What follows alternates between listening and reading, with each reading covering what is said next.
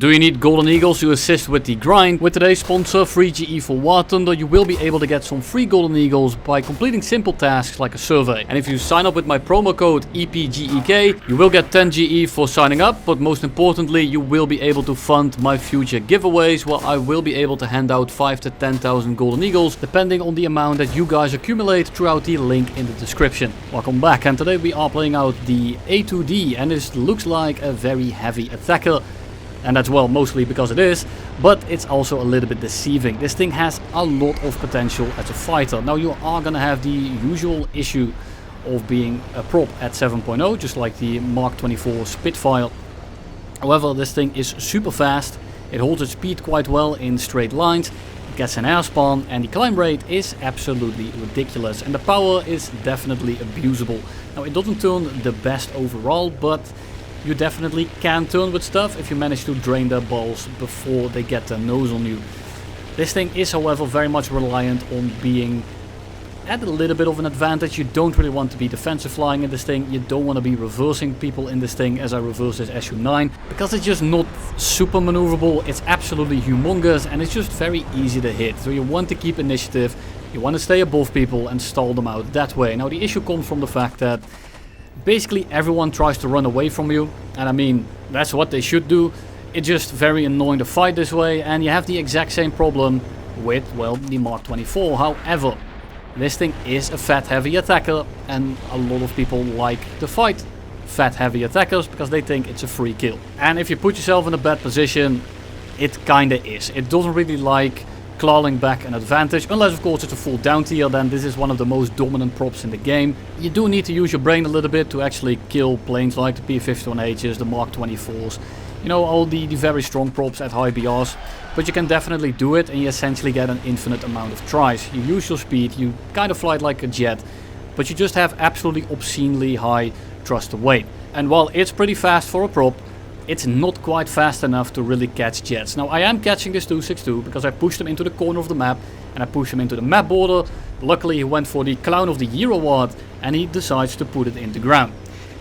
It's kind of annoying chasing jets around all game, but they can't really fight you, so they are forced to. They can't outclimb you either, even if they have speed. You can kind of just climb on their 6, and there's really not much they can do to you if you hold your altitude a little bit. Now you do want to be aggressive with it. You don't want to wait too long, because if you just end up climbing forever, you're going to end up at like 8 to 9 kilometers. And that's not really going to do you any good at all. So I recommend to just kind of climb straight in, maintain your speed around 500 to 400 kilometers an hour, and just kind of climb over their spawn. And you will find a lot of people kind of slow, and you either get a lot of free kills, or they all dive away, and you basically give your team a free win. Now this is not to say that this thing is a free win button. It's super easy to play and you are just gonna carry every match. It is extremely limited, and if you end up finding yourself in these stall fights where it's like 1v2, you can win. The issue is it mostly takes so long to kill them that you probably are gonna be third partied, and as I said, if you get caught out being super slow, you're not really gonna get anything done. And he's the same guy as the last clip. It's still the Clown of the Day award, because he is gonna do the same thing this time. I'm not really catching him, I'm trying to get some shots in, he is paying attention, he is maintaining his KD or whatever the fuck he's doing. And all he does is just run away. I kind of want to kill this guy, or at least push him into my teammate. I'm just trying to scare him away a little bit. The F-84 on my 6 is kind of reeling me in. So I'm just going to turn around, we are going to engage him and at least make sure that that 262 is going to be alone on the map. We go up over his nose and you can see that the speed bleed isn't that excessive even when we go straight vertical. But it's also because it doesn't pull a hell of a lot of AOA, and it does kind of compress a little bit. So you do want to be careful that you don't end up overshooting, because you just have so much power, so much energy, that you end up shooting in front of people. However, the F-84G kind of struggles from the same fate and ends up flying directly through my guns. Now unfortunately that one gets yoinked and we don't get the kill for it. And the 262 is still running back to the airfield, and he's about to camp it for a little bit longer. We just killed someone at low altitude, and that was a bit of a mistake, because now we are gonna be caught out with our pants down. Now luckily our uncle today is kind of flaccid, so he's not gonna be able to do us behind the shed.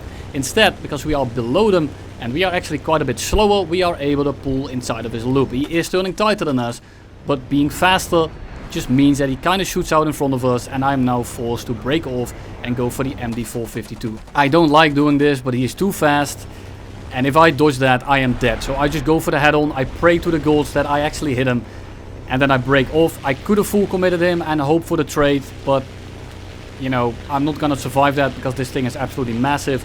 Instead, I'm just gonna preemptively dodge and pray that I actually will hit him. And we did. Meteor comes back down. Now he does a little bit of an oopsie whoopsie here. He is still kind of flaccid. He's getting there, however. And instead of pitching at me, he kind of just turns into another direction. And I get a 6. Now, if this was any other prop, he can do this spiral and he will end out stalling me out. However, because this thing has an absolute black hole engine, I'm able to pull into that loop and shoot him down. Now, if I am to miss that, if I mess up that shot, or if I just goddamn fucking stroke. If I misread his energy, then I'm dead, because I am not gonna be able to pull out of that. The Meteor is simply too strong at low speed in terms of the turning department, and you really need to work your balls off to get that thing to stall out. Now, if you are on his 6, you're probably gonna get away with it. And just like this time, we managed to do so. Now, A28, it's his the uncle's brother, and instead of trying to go after me, he makes another critical mistake of trying to do the kind of energy trap that you do the props when they are slow. However, I still have a black hole engine, and you really need to be turning a little bit tighter than that to throw off the angle that I have. And instead of committing to it when he almost stalls me out, he panics and he dives, and he gives me the ability to pick up a little bit of speed. And because I'm on his 6 and he keeps on changing direction, I'm able to stick on this guy's 6, and we are able to shoot him down. Now, after giving us a little bit of energy back, he goes back vertical. He kind of gives me an opportunity to pitch back into him, and he again reverses his turn. Now, the way he was flying this works against virtually every prop in the game. However, the A2D is not virtually every prop in the game. Meteor goes to land with one wing, comes back in, and the millisecond he joins the fight. Well, we crit him again, we turn after him, and we instantly dig him out of the air. And that's all she wrote for that game. Now, it's not all roses and sunshine. Very often you will find yourself getting third-partied before you get the shot off. In a 1v1 it's strong. Arabi, however, is not a 1v1. However, I'm going to be showing you another 1v1, this time against the Spitfire Mark 22. And because he turned a little bit preemptively and we had so much speed going into that fight, I feel pretty confident that I can simply go vertical. We drop the flaps, and I mean, look at his turning performance. I will just loop on over and instantly blast him into another dimension. This thing is extremely powerful at low speed. Be careful of it when you're fighting it. 262 comes in to third party us, and I mean, it's the same deal really. He goes after us, we go vertical, and if he tries to follow this, we simply die. And I thought he was going to stick it because he was pitching up so violently. He's not quite ready to pay child support, however, so he ends up pulling out of that fight. And he's a jet, and I can show you that I dive after him. I try to catch him for like 30 seconds, but he's just much quicker than us, and there's nothing we can do. And here's another example of getting into a fight with much more speed. The TAL 152H is notoriously insanely good at keeping its energy. However, I am insanely good at generating energy, and he wasn't going that fast, so there was not much that he had to maintain. So he pitches up after us, and that's all she wrote. At this point, he has to dive out and hope that I break off or overcommit, I overshoot or something like that. At high speed he can definitely reverse me. However, he instead goes horizontal after he could see that I had more energy. And then he has the brilliant idea of actually pitching up. So he kind of makes the shot easier for us. Absolutely incredible. Then we shoot the J6K on the way over here, but I mean, he was literally stalled out in AFK, so I'm not gonna bore you with that. I'm sorry about the FPS lag. I'm working on it. It's been getting better, but sometimes it's been happening. There goes the J6K in the background, and we are going to be engaging the G56. And again, for the props, this thing is incredibly good. You unfortunately won't see that many props, despite me showing you basically every fight that I've gotten with it. So if you are wondering how many props I've been killing or how many I've been seeing, basically all of them are in this video. Because they are interesting fights. You have energy, you have climb rate, you have a lot of power. And because of that, I can showcase you how to energy fight very effectively. However, it's a bit of a crutch, because this plane kind of does it for you. But it showcases very well the thing that I say all the time. With very little speed, you are gonna have very little maneuverability. And the G56s and the Spitfires and the P51s and all those planes that you run into, they are much more maneuverable than you, but they just don't have the power to sustain that maneuverability. Now he's gonna try to pitch up for the head-on. I'm not gonna be taking that. We kind of just bank away. We leave him in the dust. And the bottom of my loop is the top of his. He's about to stall out. We are pitching up at the altitude that he's stalling out at. So now I'm gonna drop the flaps. And we can simply just pitch straight into him. At this point it don't really matter that I overuse the flaps a little bit, because now I'm actually just going straight for the shot, and he's too slow to do anything about it. There goes the G56. Let's take a look at another Spitfire. We merge with him. We are gonna fly up over his nose, and instead of going straight vertical, I'm actually gonna go into him a little bit, because I'm going a little bit too slow. I'm not really very sure that this is a good idea. Now we stall him out, we misjudge it a little bit, so we don't actually have the ability to get the shot quite yet, because it doesn't pull as tight as you would like to, especially at higher speeds, and that's something you want to be somewhat aware of. So we simply disengage. We're still going much quicker than him. Now I can't just full send it after him here. If I just pitch straight in, sure, if he doesn't kill me there, he dies. However, it's super risky. I'm gonna end up going very slow in his guns. He is able to kind of pitch up into me. So for now I'm actually just gonna put my speed into a little bit of altitude, but mostly separation, and the ability to make him turn while I do a very wide loop. If he follows this, he's gonna burn a lot more speed than we do, and it's gonna make it so that he is not gonna be able to pitch straight into us. Once I get past his nose, we are gonna start slamming the elevator, and we are gonna just corkscrew him straight up. If he tries to follow this, he dies. I go a little bit horizontal to get out of his nose, and once I get past his nose, we pitch straight up. You can see that he starts stalling immediately actually, so I don't really have to keep going vertical. So instead I'm gonna keep it more horizontal, so I turn around quicker and I'm able to pitch straight into this loop of his. Now he expects me to do something else. He is preemptively turning out of the way. However, because I reacted to that, or because I changed my plan rather, because I didn't really react to it, I just had another idea halfway through the fight. I felt like that was a better idea. He ended up turning directly in front of me. Now the first two kills of this game right here were kind of boring, but I do want to show you that just to give you an idea of how I got into the position that I got into. So the SK60 flies underneath us, he's not really paying attention, he's way too slow, and we get basically a free kill. Now the rest of the team is coming in, so I do want to turn back into their spawn and utilize my air spawn and my climb rate to energy trap this entire group over here. At the very least I can try to make them dive to the deck. If I'm lucky, they are gonna pitch straight up after me. So we have this Spitfire here, and he's gonna be a reoccurring person throughout this fight. He's gonna be one of my antagonists, I guess you can call it, because he's gonna be putting up quite a decent fight. He doesn't take it. He breaks off. He sees me going up. He sees me corkscrewing, and he just thinks, nah, you'll win. I leave. And that's exactly what you have to do. The Meteor here is showing a little bit of another story. I'm pretending to still kind of go for the Spitfire. I'm just gonna kind of go sideways. I'm not really engaging the Meteor. I'm just kind of turning above him in the hope that he just pitches into me because he thinks that I don't see him. And well, ends up working quite okay. Dude is like going 300 at the very most. Very easy shot. We shoot him down. And now the Spitfire is actually above us again because we engaged the Meteor. We dove down, and that's a little bit of a mistake.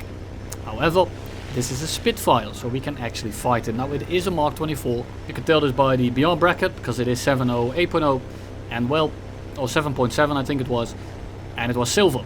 Therefore, it's a Mark 24. So I do want to be somewhat careful of it because he also has a little bit of that bullshit stall characteristic, which is kind of the kryptonite to a plane that's very good at maintaining energy, generating energy, and simply just draining people's balls.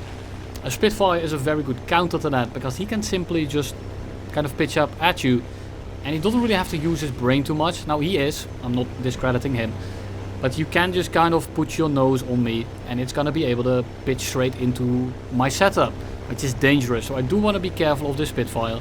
He's preemptively turning, he is not just rolling around, he's actually looking at my plane and pulling into a direction that I won't be able to shoot at, which is what you have to do. This is how you defensive fly. Now I'm going much quicker, so I can simply again disengage, go straight up. If he tries to pitch up after this, he dies. I'm going way too fast. If I notice him pitching up, I can just pitch up a second time. So I'm really not in danger, but this guy has been showing me that he wants to keep his energy to defensive fly, and he's probably setting up for the reversal, because that's the best way to kill me. At least if I play it correctly. Now he's gonna bait me into another loop here. He's gonna dive down a little bit quicker than normally this time around. So I'm actually gonna break off and re-engage him, because I've been playing it kind of passive and I want to kind of catch him off guard. And we do so. He rolls out of the way. We get some shots in. We don't actually kill him. And because I don't actually kill him, we now have to reset again. Now we have a Yak 15, a MiG-9 as well as the Mark 24 around now. And I do want to be somewhat careful. I'm already getting flashbacks from the previous game, where I had to 1v4, I think it was, having a nice little 1v2 with 2 people, and the second the 2 people that you're dogfighting are almost dead, the third guy comes in, and then the fourth guy comes in, and they just run an absolute train on you. Not really enjoyable. For now, I'm just gonna climb away a little bit. I'm gonna get some altitude advantage on the MiG-9, because I did think that he was going to engage me. Notice that the Yak 15 goes down, so now it's gonna be a 1v2, and I know that the other guy is across the map. So for now, I'm actually somewhat safe, and I will be able to 2v1 these 2 guys. Now, the MiG-9 doesn't want to take the fight. He is going RTB. Maybe he's crit, maybe he's out of ammo, maybe he's out of fuel. I don't know what's going on, but he is leaving. He's not showing any intent of staying. I do want to be careful of him, that he doesn't just turn around and beam me down while I'm working on the Spitfire. But for now, I'm just going to take the fight with the Spitfire, because I'm in a position here where if the MiG-9 turns around, I'm still not in real danger and I will be able to disengage. Now, I stall out the Spitfire. I keep looking over there. I don't see anything spotted. And because we stall directly, not really stall, we turn directly above the Mark 24, we essentially force him to turn into one direction. And it don't really matter what direction he turns in, because when I'm going directly from the top, every angle he's going to take is essentially the same, unless he goes up and down. But going up is a dead sentence, and going down is just going to drain him of even more speed. Possibly he should have gone down, but I had that guy dead to right from the second he reached about 1,000 meters. Now we have the last Spitfire of today. We are going to engage him. I'm breaking off a little bit here to get some shots in. Now I'm not going to be able to get shots in here. He's also actually looking at where I'm going. Turns the other direction. And I'm feeling a little bit ballsy. I mean, I have a feeling we're going to win anyway. The tickets, a lot of people alive. So I'm just going to try something a bit sus. And see how close we can make it. I feel like I have this guy dead basically. Now he is going to kind of turn into us here. Now it's really sus. We are turning horizontally. I'm gonna actually go down. He is stalling out. He almost manages to hit us in his stall shot. And we almost bottle it because the fucking flap rips off. We still managed to hit him. Now he is damaged a little bit and he is gonna be slower from that. And I noticed that the MiG-9 is engaged by like 2 or 3 people at the same time. He is very slow. I'm gonna chase him. MiG-9 should be dead anytime soon now. And the Spitfire, well, he's presenting himself a nice little broadside. And that's all I have for you today. Thank you all for watching, and you'll see me in the next one.